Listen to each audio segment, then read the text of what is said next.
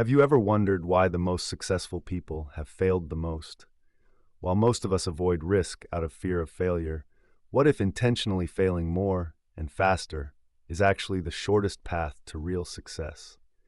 Listen to this story, a journey of reverse thinking that will completely change how you approach personal growth. Once, in a big city, there lived a young woman named Lena. Lena grew up believing that, to succeed, you must be perfect. Her parents praised her only when she got perfect scores and scolded her for mistakes. She was always the top student, graduated with honors, and landed a great job at a multinational corporation. She strived for perfection in everything: flawless reports, projects that exceeded expectations, impeccable appearance. Colleagues called her perfect, and her boss trusted her with big responsibilities. But behind that successful facade was constant fear. Lena was so afraid of failure that she avoided anything new. She turned down challenging projects because she might not excel. She didn't apply for promotions for fear of rejection. She didn't even date because she feared heartbreak. Her life was safe, stable, but empty. She felt stuck while others moved forward. One day, everything changed. At a personal development seminar, Lena met an older woman named Mira. Mira looked calm, with bright eyes and a warm smile. During the break, Lena opened up. "I'm terrified of failing. I want greater success, but I'm too scared to try." Mira smiled softly. "You're following conventional thinking. Try reverse thinking instead.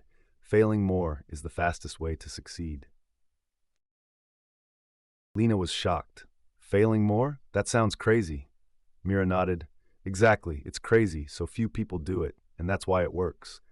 I used to be a director at a big company, everything perfect, but I wasn't happy. Then I learned that failure is the best teacher. I started intentionally failing small things every day, and my life transformed." Mira shared her story. She once feared failure so much that she avoided risks: no new investments, no innovation. Her company fell behind. Then she read about stoicism and famous entrepreneurs who failed hundreds of times. She decided to apply reverse thinking, at least one new failure every week. She pitched crazy ideas, got rejected, lost money, but from each failure came priceless lessons. Eventually, one failed idea became a breakthrough product that took her company to new heights. "Failure isn't the enemy," she said. "It's the guide." Lena was captivated. Mira gave her a small notebook with principles of reverse thinking about failure. Lena went home and decided to try. This is her journey. First principle: abandon perfection, accept good enough. Lena realized her pursuit of perfection caused endless procrastination. Instead of spending a week on a flawless report, she submitted a good enough version earlier. She was nervous, but her boss praised the timeliness and quality. With the saved time, Lena tried things she'd always feared: signed up for a drawing class despite no talent, joined a public speaking club. Her first speech, she trembled, forgot lines, people chuckled. She wanted to cry. But that night she wrote, "Today's failure. What did I learn?" Speak louder, simpler slides. The next week, she improved dramatically. Second principle: fail small daily to avoid big failures later. Lena set a goal: at least one small failure each day. She volunteered for projects she wasn't sure she could handle. She pitched wild ideas in meetings, knowing they might get shot down. She messaged strangers, risking rejection. Strangely, the more she failed, the less fear she felt. Ideas rejected learned better persuasion. Awkward conversations learned deeper listening. After 3 months, Lena's confidence soared. Colleagues noticed, "You've become so bold lately." Her boss gave her the biggest project of her career. Third principle: choose voluntary hardship over forced hardship. Using reverse thinking, Lena chose difficult paths to grow. She requested a transfer to a highly competitive department. She signed up for a marathon, despite never running more than 3 miles. She learned coding from scratch. The process was grueling. Running hurt, code was full of errors, new job was high pressure.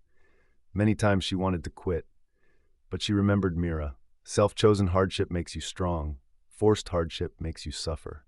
She persisted. 6 months later, she finished her first marathon, built her first small app, and earned a promotion in the new role. Final principle: a failure only truly fails if you don't tell its story. Lena began sharing her journey. She wrote a blog about funny failures and lessons learned. She gave an internal talk titled, "Why I Intentionally Fail." People laughed at first, then were inspired. Many younger colleagues started following her example. Her blog grew popular. She received book offers. She published "Failure is the Most Expensive Teacher." It became a bestseller. She was invited to speak everywhere. From a woman paralyzed by fear, Lena became an inspiration to thousands.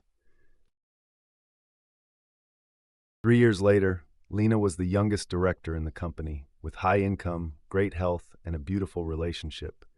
But what she valued most was her inner confidence and resilience. Mira became a close friend. Together they built an online community sharing reverse thinking and personal growth.